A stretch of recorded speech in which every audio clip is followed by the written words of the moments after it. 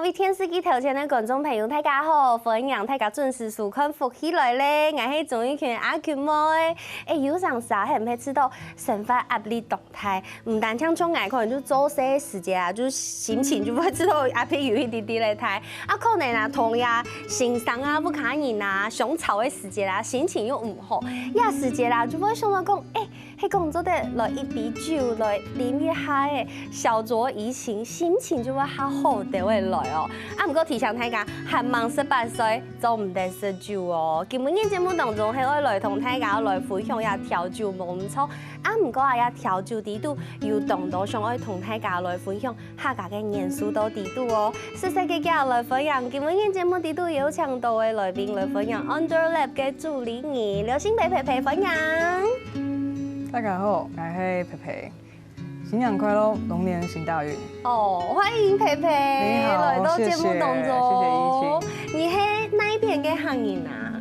我是女仆行业。女仆行业屏东女仆。屏东女仆哇！唐讲你亲生嘅时间全部都啲嘅工行係冇？对，大概3岁之前都跟阿婆相处比较多，然后乡下大家也都讲客家话，所以3岁之前客家话非常好。3岁之前呢？3岁之后？3岁之前客家话比中文好。真的。对，但后来上学就越来越少讲。同学就比较多讲华语了，就比较少讲客。其实乡下还是很多人，同学还是很多人讲，爸妈也是。对。那现在回去跟阿婆讲，都还是客家话。对。在台北感觉客家话就不太顺。在台北就知道没有环境，就突然卡住这种感觉。对。我说你呀，喺啲台北可以間酒吧。啲台北唔過仲下烏卡喺對啊女僕就錯嘅，從這啲女僕睇嘅呀，培培今日來到節目當中，我同大家來分享嘅酒吧，係我嘅調酒係非常嘅有客家嘅特色。咁啊，跟我按樣講，因為其實用過當道嘅食材，係你可能冇辦法想象，要有客家嘅食材，客家的食材是可以被放進去調酒裡面的。客家的食材對，很跳痛哦，比如說。真的很跳痛，因为客家的大部分的食材，如果我们自己南部的用到的食材的话，蛮多是调味料，或是一些腌制的食物，比如说破布子啊，蓝布子，对，然后或者是破布子有点咸咸甜甜的，然后或是有像腌制的剥皮辣椒，对，然后还有像是酱油这种素材，乌醋啊这种素材比较多，放进去调酒里，对，调酒的液体里面，当然它稍微点缀，对，可能还是我们会以酒体，可能茶香啊、草本、水果为主，那稍微点缀一点点咸，或是点缀一点点有趣的辛辣感，会让整杯的层次感更好。我觉得很厉害，因为从我有啲嘅煮饭，就是我啲嘅做料理嘅时间，我有上次会吃到食物跟食物的搭配是很有趣的。你这样子搭配起来，就会吃也有一种清口跟米稀。那如果你加了一个你独门的小秘方进去，它就好像是变成一个很有特色的料理。唔过我有想过，黑公我把这种做料理的味觉的实验放在酒上面，我也有曾经想要试过啊，但就是大失败。真的吗？对，这个做什么？我就是好像就是把荔枝酒，对，然后再加个奶酒，然后还想再加个玫瑰花，反正就整个加起来再喝下去，就你喜欢的都加进去。对，然后就失败了，因为我想说，你知道厨娘好歹也要有一点料理的底子，结果没想到做酒完全没有，完全不行，就做唔得。可是就算係培培拿按跳痛的食材，加落去调酒底度，它都可以变得很合理化。这就是调酒师厉害的地方。但是我听说你后面在做这样子的调酒的时候，你不一定强调说你想要呈现，强调你放什么样的食材进去，而是你呀比酒想要本大家嘛嘅感觉，你想要给大家呈现一个可能是你曾经在客家中的一段记忆，或者是一段故事，或者是一个画面。这个是你后面两个调酒最后想要做到的，想要给大家，想给你的观众的呈现，对不对？对，因为我们也会，当然会做过很多实验，然后在创作的时候会希望带给客人不同的感受。那一开始可能会想说，我想要把客家文化放进去，最简单的做法就是相关食材。对。但这反而是最简单的做法，是不是？比如说直接加，就是觉得最直观，最直观。对对。那如果你放了，比如说鸡酱或者放了什么，那可能大家就会觉得，哦，这个有这样的素材。可能你放了，比如说珊瑚礁，或是你放了比如说特别的竹叶，那你可能会觉得联想到森林或部落的味道。那我们放的这些素材很直观，会让客人有感觉。但我觉得很幸运的是，我喜欢的客家食物都非常的浓郁而咸香。比如说你喜欢？比如说我喜欢卤猪肉，空牛之类的。空牛，然后可能会放福菜啊，然后可能会放就是我刚刚讲到，比如说酱油啊，或是一些辛香料。那它直接去跟原本调酒，让大家比较习惯喝的冰冰凉凉饮料，或者是水果这样子，或者是不同的花草的香气的时候，那个冲突感是蛮强烈的。对，所以它一定会直接放所谓客家食材，一定会有它的限制。那我们后来就开始慢慢去尝试，可能我不一定要只是食材，而是可能会有一个画面感，比如说。客家村在秋冬天的时候会有什么样的风味，什么样的味道？空气中你可能会闻到天班的、航班的柚子 ，maybe 对，橘子，对不同的料理。那所以它这样子会更有仪式感，或是更有季节性。而是所以它其实会有一个文化在里面。那包括今天稍等也会给依晴试到的茶的调酒，茶也是我在长大的过程当中跟外婆。或是外公有一个很强烈的记忆的连接，就是在他们家 always 会喝到，就是很爱吃茶，每天喝茶，没有水可以喝，只有茶可以喝，喝习惯，然后非常喜欢茶，所以我们会在这样的创作的时候把一些记忆放进去。对，老记忆中都要注意度。就像一品料理，大家现在已经越来越习惯，一个料理就可能有一个故事，或者是有想要说的内容。但其实酒也可以，一比酒没做的。比总共要喊俺面头前有一个上面也放了一个很跳痛的食材，是剥皮辣椒。下面要比酒粉色嘞，这个应该很好认，这个血腥玛丽。对，但它还是有加其他的东西，对不对？对，跟大家分享一下。好啊。我这杯酒它叫做草莓血腥玛丽。那我们对草莓，你喜欢草莓吗？爱呀，超爱的。但是你那我带队这杯酒，把它跟剥皮辣椒放在一起，我就有点困惑。对，其实我们这杯酒很多客人一开始看到会想说，它到底是一杯汤还是一杯调酒？因为血腥玛丽就是有番茄汁在里面。对，其实我也不太会点血腥玛丽。血腥玛丽它本来就是一个蔬菜调性像是冷汤的一个架构的调酒，那它的主体主要是用到番茄，然后结合了一点辛香料，像是辣椒啊、盐巴、胡椒啊这种感觉。它本身也蛮怪的，它本身是一个不算是常见的组合，对。但在这个西方国家其实很常拿来当做醒酒，或是餐前一杯，非常的开胃，对。然后所以喝进去很多蔬菜的味道。那因为台湾人其实比较不习惯这样的风味，但我们很想介绍这种有趣的无妈咪的甘味或是咸香的调酒。无妈咪，鲜味无妈咪是什么文？日文无妈咪啊，对，就是第五味嘛，就是酸甜苦咸鲜味啊，在这里面。对，很多腌制物里面会有非常多蔬菜，非常多。那我们再加了草莓，草莓是北台湾在冬天、春天这个季节，苗栗我家对非常多的一个水果。然后台湾草莓也非常的香气，非常饱满。那我们再加了在原本血腥玛丽里面的一个辣味，加了。我很喜欢的台湾腌制物，这个叫做剥皮辣椒，它的一种鲜甜感。所以在果汁酒里面也有剥皮辣椒的汁液，对。它其实可以你把它想象成像辣蜜饯，我们小时候吃的那种辣芒果、辣橄榄，对，就是那种感觉。好好喝。对，所以它其实前段非常多草莓的莓果香气。太好喝了，而且我觉得它有梅子的味道，对，它尾巴有葡萄干，然后那种青梅酒的香气，而且你没有把它弄得太甜，我觉得这个甜度很刚好，酸度还是，然后清爽度比奶头白色口味血腥玛丽还要更清爽，然后旁边还有搭一颗糖果，这个糖果也很奇妙，这是要配着这杯酒一起喝的。对，这颗糖果是我们特别为了这一个很传统哎，上面还有糯米纸哎。对，很客家。很客家对，这是我们特别找甜点师定制的XO 酱的牛奶糖。XO 酱，不是 XO 酒，是 XO 酱。XO sauce， 对。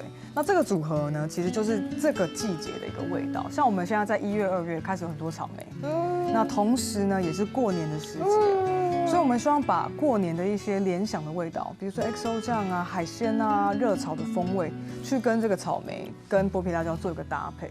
所以你在喝酒的时候，你会喝到季节的味道，一个节庆的味道。真的。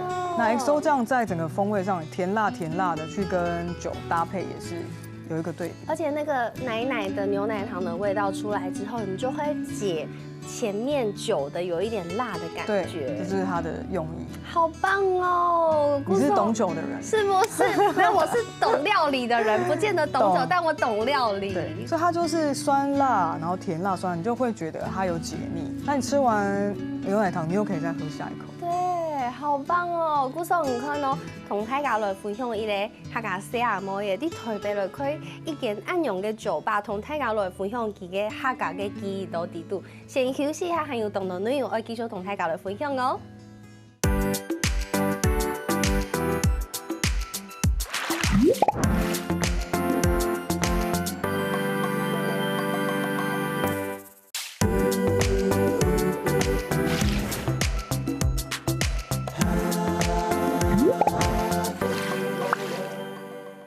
好，欢迎大家又轉到福起來咧，我係總一權阿權妹，今日嘅節目當中同大家來分享一下調酒哦。請特別咧係其上愛留下客家嘅元素、客家嘅故事、客家嘅記憶，變到家嘅調酒地度。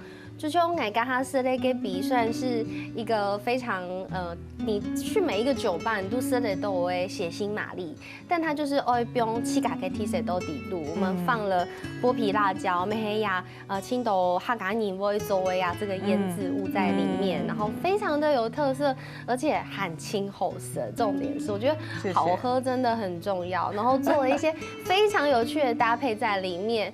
那既然係優雅按厲害嘅調酒，就當然係盈利啊，佩佩家嘅酒吧真的很厲害。第2023年是得到這個最佳酒吧，對不對？去年我們全台灣第3名。第3名，對很厲害。謝謝。這是我很想要了解的是，因為我今日T百看到佩佩，然後T百是東亞嘅酒，然後看到你的酒單，然後又知道了你2023年得到了第3名的這個酒吧。那你可不可以跟我們介紹一下？你的酒吧底度想要同大家分享嘅係哪一種氛圍？你的酒吧是哪一種類型的酒吧？OK， 我們叫做 And Lab， 那其實是因為我們一開始在設定這個場所的時候，我們希望它是很像是地下社會，感覺充滿了生命力，但是卻又是很神秘的一個地方。那我們叫 Lab 嘛的原因，就是因為希望去做出對像實驗室一樣。然後去探索很多風味，不管是今天可能我們剛好聊的是客家，但當然台灣，我們自己身在的這個土地有很多不同的場域，比如說森林啊或海洋，可以去研究，可以去了解太多跟文化相關的味道，也可以去做，對，所以我們在我們 lab 的時候，我們希望去做出或許你從來沒有喝過的味道，對，它就像這個實驗場所。那我們也會去融入到季節性對我們來說是非常重要，對，所以現在希望可以在這樣子的一個框架下去做出更多創作。哇，很酷！剛才有看到一條相片哦，大家應該會對And Lab 嘅嘅風景有一些了解。故實我既然想愛做呀，輕有特色、輕有台灣嘅元素到地度嘅愛用嘅調酒，比如講接下來佩佩妹有帶到現場，愛同大家來分享。這個是用台灣的茶，對不對？對，茶是台灣非常重要的一個農產品。是。對，那茶調酒其實也很多人在做。那你现在就要来挑战一下这个茶调酒。对，刚好我们今天带来的是，我们在我们店也是一直很多客人很喜欢的茶调酒。那我们希望茶，我们都可以去把它茶的风味特色带出来。对，稍等，要介绍的是用四季春清茶结合了水果，然后四季春清茶喝起来对我来说，它有非常浓郁的花果香，清新的花果香。那像是有点像是栀子花啊、茶花的味道。那我们在做这杯酒的时候，希望去呈现那种春夏的调性，包括四季春清茶，对台湾人来说那种像是手摇饮一样很沁凉的感觉。我刚刚真是直接直觉想到对手摇饮。但当然，我们希望这样子的茶在调酒当中，可以因为酒体可以因为我们对烈酒的风味的不同的陈述，它的可能中后段的尾韵，除了茶香之外，有更多的草本啊，或是有趣的香味出来，跟口感的做一些层次感。对。好，那我们现在就有请佩佩来为我们调酒。这个茶叫做彩幻，对，叫彩幻，那英文又叫做 Galibaty。那我们是把一杯意式的经典调酒，它带有柑橘、葡萄柚香气的口感，苦甜，然后还有很多奔放水果的味道。我们用了四季春清茶之外，还有我们自己做的凤梨汁去做发酵。发酵之后会带一点乳酸感，所以你等下会喝到有点类似像是青苹果啊，还有那种养乐多的味道，是一般凤梨没有的味道，必须要有发酵才会有。那这样发酵感觉也可以去带出更多茶本身的花果调。对，然后再加入可以看到这个很漂亮的颜色是来自意大利的一个苦甜的甜酒，它叫做 Aperol。那它里面会有柑橘、花香、木质调跟一些香料在里面。那我们也有加了一点点的蛋白，那利用茶本身的单宁跟凤梨的果胶，它等一下我们会透过果汁机让它发泡成非常绵密的一个状态，有一层泡泡在上面。那我现在要让它 OK 用果汁机去把它均质一下。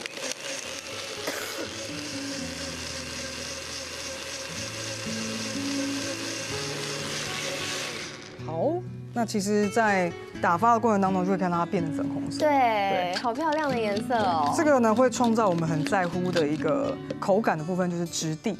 对，除了味道之外，我们希望透过这样子的质地的打发呢，你会看到它像泡泡绵密，非常的绵密的感觉。哦，天哪，好像草莓牛奶哦。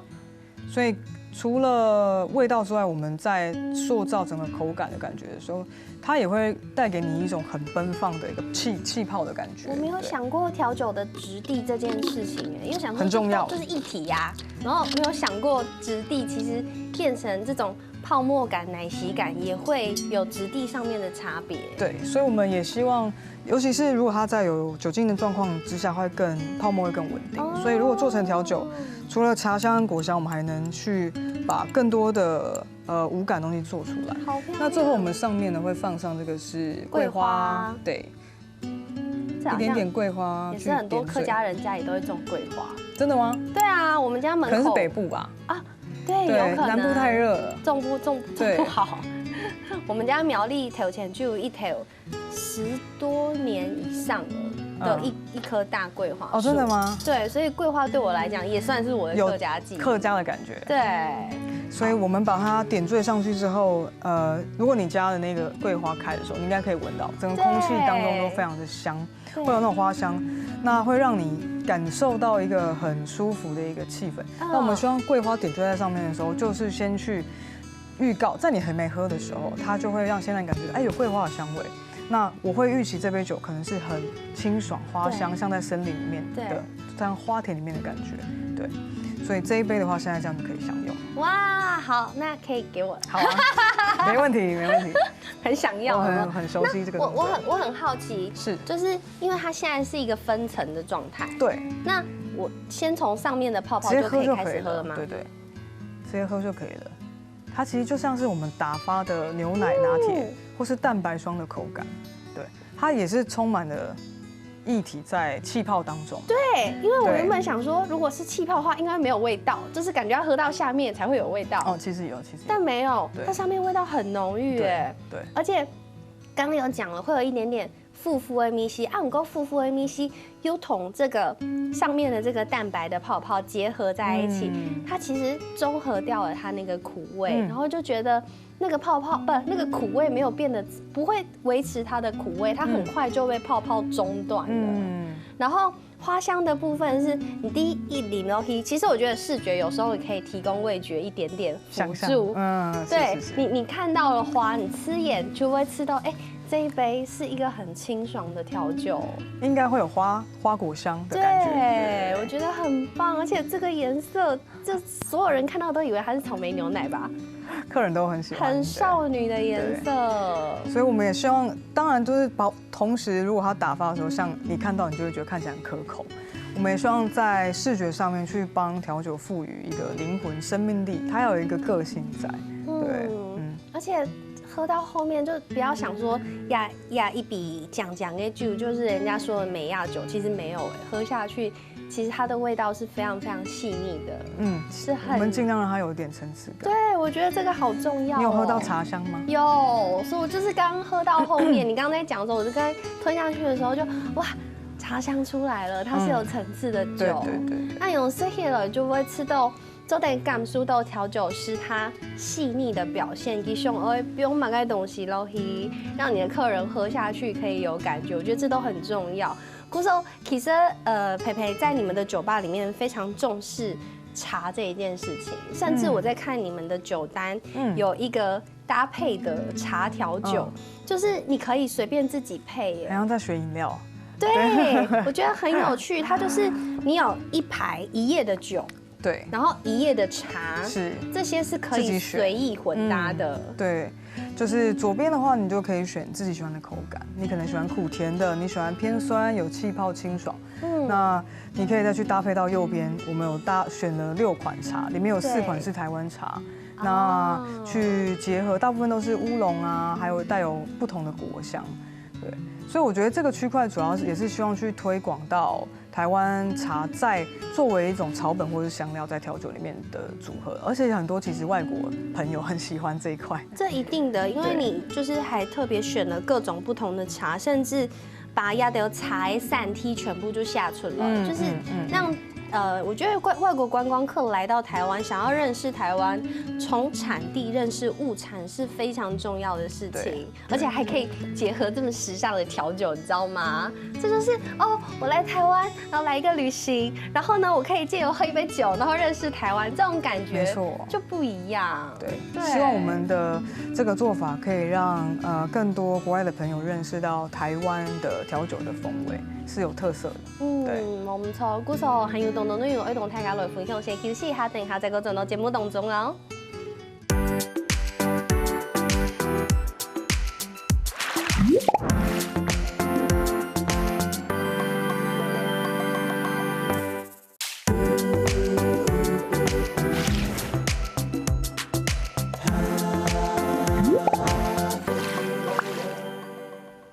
好，非常大家又轉到福起來咧，我係總員阿權妹，今日嘅節目當中同大家來紹嘅一間酒吧叫做 Underlip。佢一間酒吧係一個客家細阿妹叫人都陪陪，而經常喺留意台灣嘅特色，客家嘅特色用到家嘅酒地度，同大家來分享台灣也啲土地有當到當醬嘅素材，還個清好看嘅風景，也係講人人生當中嘅故事都地度。家下有時咧利用種呀酒吧地度嘅就全部就東後色唔但搶案呢，家個酒吧地度啊，同呀當到有名嘅傳統享用，有一天是完全預約制的。對，就是你一定要預約，你才可以進去，你是不能走過去，想要裡面比就這樣在個行業去是沒有辦法。那一天是這樣，對。是禮拜天。每個禮拜天。當禮拜一，你挑了一個。很多人很逼迫大家，對，就是禮拜天，大家就是想說隨意一點就不行一定要預約。對，因為我們這個套餐它的概念其實有點像是，就像我們去餐廳吃 fine dining，我們吃一個套餐大概2-3個鐘頭，對，然後它會是比較偏seasonal 的東西。那主廚特選會有吃到這個餐廳的風格，主廚的風格。那我們也希望去做類似像這樣子一個 tasting menu， 就是沉浸式完全體驗的主題的，對主題，然後让客人可以透过酒的风味，然后搭配一些小食，去感受到我们想要说的这一季的故事。所以它是一个套餐系列的。对，那每一次这样子的 testing 大概需要2个钟头。按 Q 的时间。对，然后所以我们其实放在周末对客人来说太缓慢，那放在平日呢又对客人来说太累了。没有这么多时间，就是下班了，所以选然后还要2小时。对，所以选在一个大家已经休息1天了，之后的时间来安排。对，目前因为这样子的一个调酒的套餐式的酒单，其实在台湾目前也相对是有人在做，但是相对少一点，所以对我们的客人来说，也算是一个很新的一个品饮的方式。对，那过去你们曾经推出的内容大概有哪些？过去推出的内容有做过以茶为主题，然后跟季节相关的，我们做过森林。我们在森林的酒单的时候，是用到很多木质的东西，菌菇类啊，然后空间我们会打造成有一些类似像芬多精的风味，所以连空间都会调整。对，我们会从声音，然后音乐、触感、香气，尽量去做到，还有视觉去做到整个是5感到6感。对，那我们希望那个第6感就是比较情感层面的部分，可以去让客人一进来就觉得哇，我好像回到阿里山。对，或是日月潭，对，怎么听起来很像去密室逃脱的感觉？有一点，就是你把整个氛围都已经做出来了。对，然后音乐当然也很重要。像我们在做森林那一季的时候，我们做了一个鹿肉塔塔，想要去做出有点像是在台湾山上猎人跟猎物之间的一个景象，所以我们做了一个眼睛。对，那我们在那一道的背景音的时候，就放的是比较有一点点神圣的鼓的声音在里面，能会让你感觉很像在树林当中穿梭的速度感，对，跟有点祭祀与仪式感的感觉。那我们有做过海洋的时候就会搭配到比较像干冰啊，或是比较带有水声的一些音乐，让客人去联想到这一杯想要说海浪或者是潮流的一些味道。哇，我没有想过会有酒吧这样子做哎。你呀，会做懂得事情，就是不单只是要调酒，你们还要做整个氛围空间的营造，要花蛮多精力跟测试的。对，然后2024年也即将要有新的这样子的套餐式的，对不对？对，新的套餐我们这一季会做关于熟成跟时间相关。主要原因是因为在疫情之后，人们的生活有很多改变，时间感也改变了。对，以前大家可能都会追求很快的速度，那现在反而是反过来，在希望可以去大家更重视时间，而不是产出。那我们希望把时间去跟食物的熟成绑在一起，然后去做出跟人类文明相关的一个酒单。对，可能会有点哲学啊。对，我刚突然间觉得好像有点听不懂，所以不太好做，像一个大师在开示的感觉。所以我觉得要应用版了解，除非去嘎行落去你就体验，可以来试试看。对，自己去体验，因为我也曾经去试过这种体验式的用餐的这种氛围，虽然要花很多钱。不过，我就知道真嘅有行落去，你有去體驗過後，我實體嘅存飯，我真嘅係有一點想要哭萎。真的嗎？就我有覺得我有被觸動到。什麼環節讓你覺得？就是他就是讓我反思我自己曾經發生過的某一個傷痛。然後我想到的時候，我真的是覺得天哪，你這一餐飯雖然吃飯好像已經不是重點了，但是那會讓我有一個新的體驗跟學習。我覺得也都會透過當從事件去個行落去，唔講係一間餐廳，也係講一間酒吧，你自己去了解、去認識，你或許會對你的生命的某一個環節，你會突然揪出來，然後你就把它修好了。對，我覺得這個很有趣，就會同他人分享嘅。故事我也很好奇，像培培你，按黑嗓，就是其實你還很年輕，然後你做這樣子的一個酒吧，那當然也要建立在你對做這個行業有興趣。我想問你以前是大概什麼時候，你覺得你想要來當一個 bartender， 你想要來開一間酒吧？哇，其實也是很懵懂。當時。我是因為我原本在大學念的科系是化工系，实验室，真的要去实验室，很实验，其实还是喜欢实验的。那也是很多原因之下，我觉得说，好像这不是自己的兴趣，然后就想要去外面打工啊，认识朋友，然后就开始接触到酒吧、咖啡或者餐饮相关的，对，然后就开始慢慢去尝试这些事情，也很幸运的，现在台湾的整个餐饮市场是很 open， 然后也是正在成长当中。那我觉得对我来说，调酒，因为我自己其实酒量不好啦。真的吗？对，所以那我就安心了。所以对我来说，反而是风味的一些素材，其实是一个平台，让我们去做创作，去说故事，就是也是喜欢去分享的关系。所以像套餐式也是希望可以跟客人说更多故事，然后希望让客人可以看着我，让我把我想说的话说出来，就安排这样的环节。那刚刚好。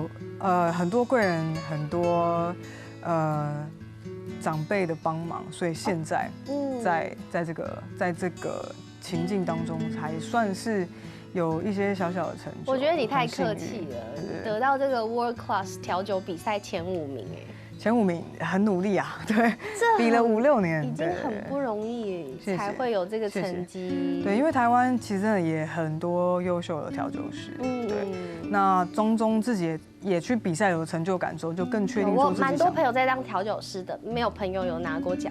真的吗？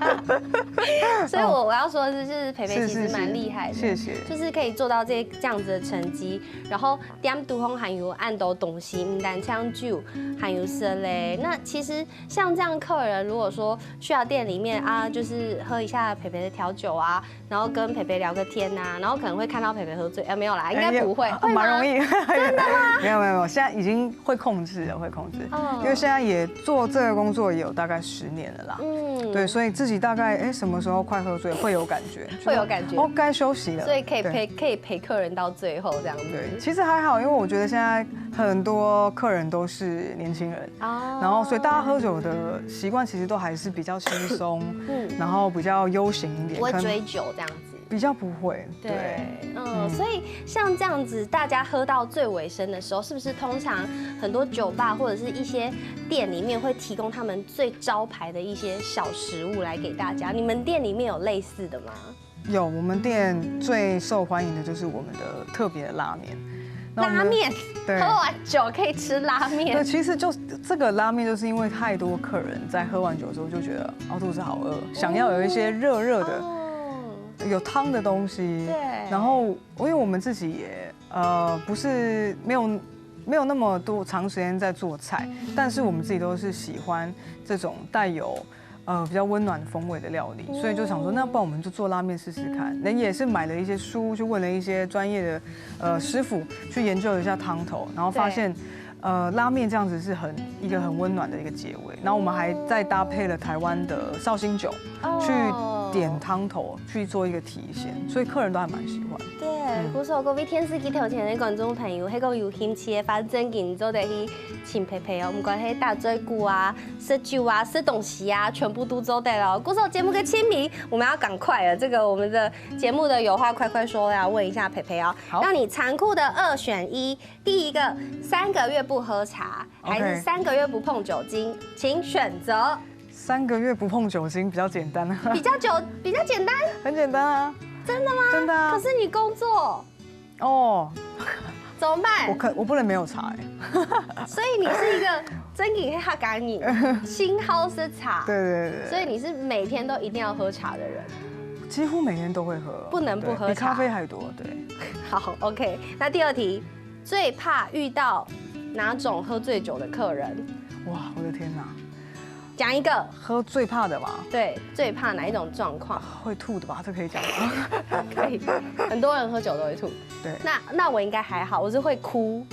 哭可以，哭就帮你拿卫生纸。哦，真的，吐不行。哭对啊，就安慰你啊。对，谢谢。啊，当电影小类也是啊，我也陪陪来到节目当中同大家来分享。鼓手希望大家多多支持陪陪哦，像我老爷台湾嘅演书，客家嘅演书不用都给调酒地度。今日什么陪陪来到节目当中，谢谢。谢谢。为什么电视机头前观众朋友嘅舒康休息一下来做运动哦。節目好看無啊？好看福氣來嚟嘅電視機頭前嘅觀眾朋友，記得留影片分享出去，還有到福氣來嘅面書網站，還有訂閱客家電視台嘅 YouTube 頻道，還有影片啊，記得分享出去哦。